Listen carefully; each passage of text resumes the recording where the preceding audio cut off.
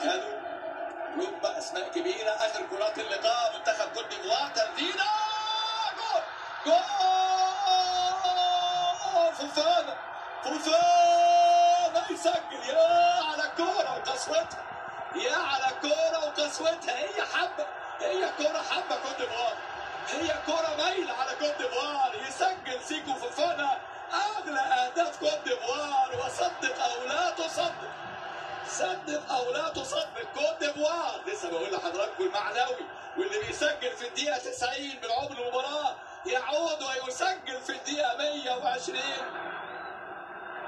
جيجي طبعا دياران. نلعب في الدقيقه المحتسبه وقت بدل ضائع، وكره الى خارج الملعب. تطلع الكره امامنا الى خارج الملعب، ويعلن حكم اللقاء عن نهايه المباراه الدراماتيكيه. ولاعبي المنتخب المالي امامنا هنا في تعرض لمحمد عادل اللي قدم مباراه كبيره في لقاء اليوم بالنتيجه 2 كوت ديفوار